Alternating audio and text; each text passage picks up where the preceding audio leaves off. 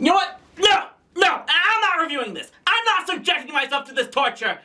TV trash is canceled. Goodbye, everybody!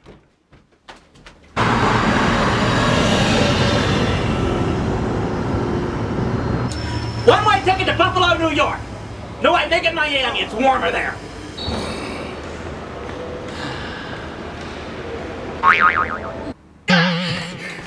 Oh, you sorry little fuzzballs!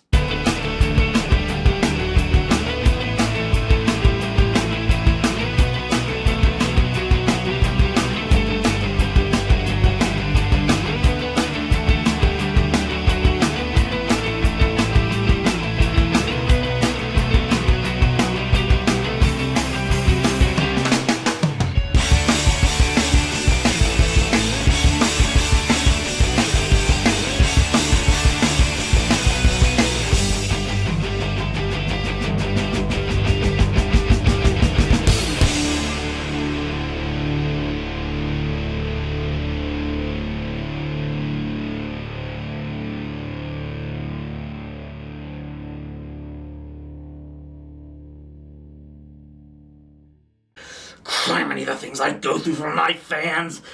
Okay, I've gotten some flack recently from some people for how I seem to unfairly judge adult animation. Mostly they're disappointed that I talk endlessly about the bad adult cartoons, even outside the context of this show. And for what it's worth, I have talked about some good adult cartoons, and I will probably bring up more soon. The thing is, when adult animation is bad, it can be really bad. The creators get lazier than almost all of their counterparts who make kids entertainment, and it seems like they want to insult their audience even more, caring only about shoving in as much sex and toilet humor as they can around absolutely unlikable characters with no regard for good storytelling whatsoever.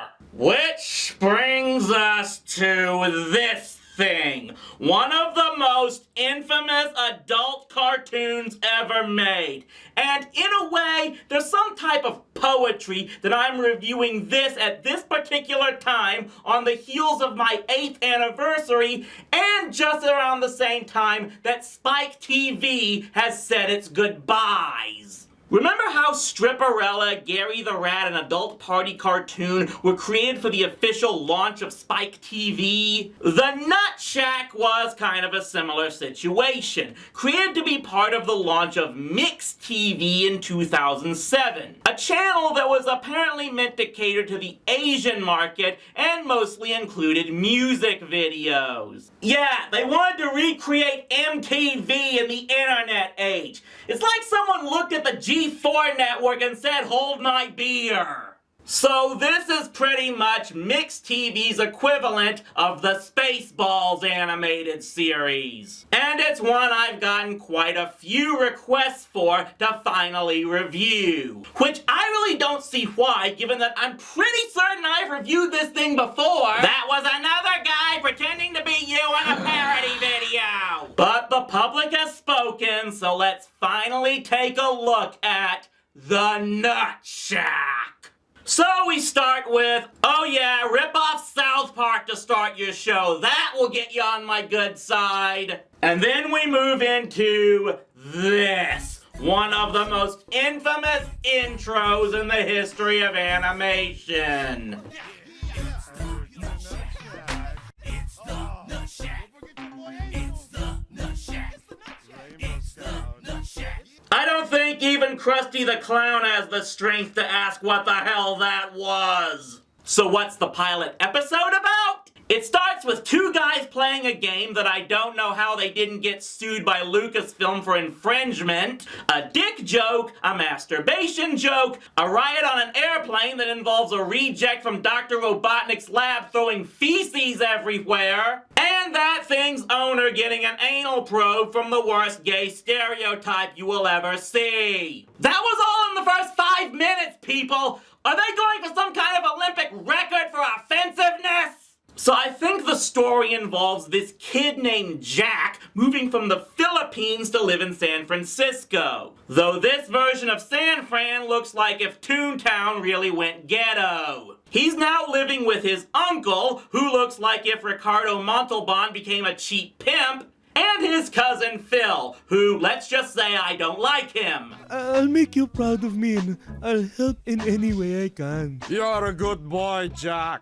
Maybe it will be rubbing on Philip and not the other way around. Rub this one out, dude. We also get a token white guy for this show in the form of the landlord. And it looks like in the pilot they have to hide the fact that Jack is staying here because they aren't allowed to have more roommates, but it doesn't really matter because the guy is an idiot. Where did those bags go? I wasn't born yesterday. Right on that, Dwayne. Cool, man. Okay, we're out, dude.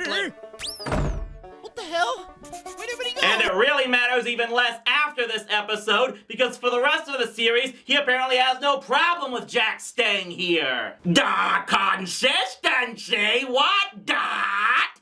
Then the second half of the episode seems to be all about introducing us to the rest of the town folk. That's Sanji, man.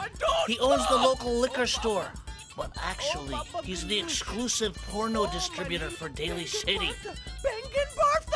Check that out, man. There goes Ed and Angel. Orale Holmes, what's up, Phil? Hey, who's sponsoring with you, man? Oh, yeah, man. That's my cousin Jack, dude. What's up, fool? Damn! Looks like Homeboy ate all the lumpia, man. That's cherry pie. Bill, she's coming over here. Hi, boys. Bill, why you not introduce me to your big friend? Beat it, you freak. We're busy. Don't you have any customers to rub up on? Congrats, Nutshack! You've made me never want to set foot in San Francisco again. I'll leave it to my fans who live up there to tell me why I shouldn't rely on this show for the city's image. Though I do recall from the couple of times I did make it up there that the streets are never so empty that you can just do donuts in the middle of the day. Holy sweet Jesus! What the are you? You ain't seen a robotic cashier before in your life? Not unless I'm playing some steampunk RPG that I bought off the clearance rack at a GameStop knockoff. So yeah, let's talk about this thing. It's apparently a monkey that Jack saved from near death by giving him all these bionic, because he's apparently this techno genius, even though he doesn't appear to use these supposed skills ever again at any part in the series. And the only reason I know these full details is because it's stated as such on the Nutshack's own website and was reposted on the Nutshack's wiki site, and the simple fact that this show has its own wiki is enough to make me want to drive to the Yukon and never engage with humanity again. And then the pilot ends with MonkeyBot humping a pillow and Phil talking to his morning boner. The Nutshack, everyone! Giving you all the best jokes you can find at a junior high playground. So what can I say about this show that other reviewers haven't already? Probably nothing, but I have to try anyway. Let's start with the most obvious. The animation is terrible. It's like if the guys who did Control-Alt-Delete and Mr. Pickles pooled their lack of talents together after a bender.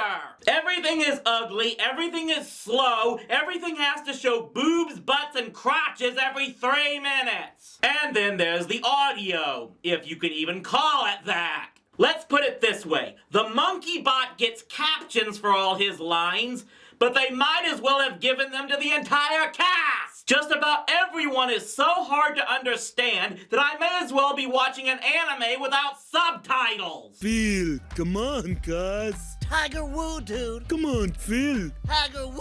Woo! I told my buddies to stash some Pinoy damo in the tires. Oh, you need a ride? I'll get you a ride. Feeling better, Willie? Oh, Willie, you old sweet talker. He's my buddy. I made him. I like him. He got Dwayne in the face. You made that, dude? Looks like a freaking walking vibrator, man. Come here, vibrate my ass, you little monkey. I made him. Come here, Horad. I got something for you, little monkey. You know what, though? I apologize for that remark, because I don't know if there's an anime out there with this level of unlikable characters and pathetic toilet humor. And I've seen Master of Martial Arts. I have longanisa. Oh my god, what the hell? Ew! I mean, chorizo, Damn, chorizo.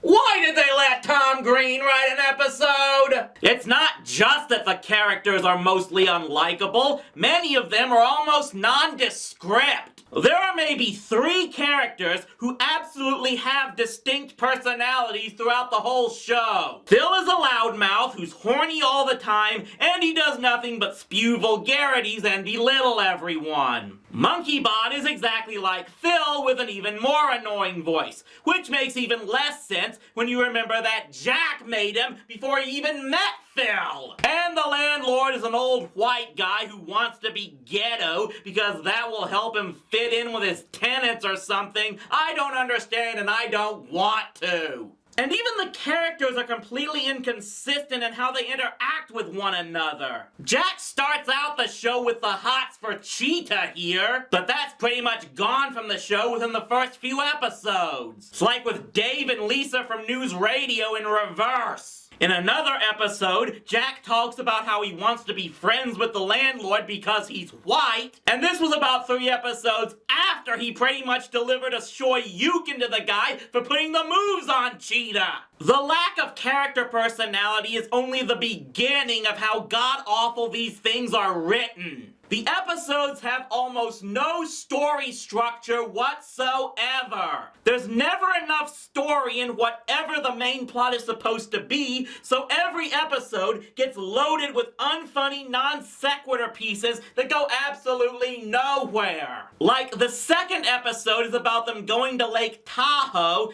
and in the first act there's this whole bit where Jack spits Jägermeister on the windshield, and this causes them to drive blind and start weaving all over the place. What does this lead to? Nothing! Just MonkeyBot smashing the windshield so they don't go off the road, and then they drive freezing until they reach the hotel. Absolutely pointless! The talk is over, kids.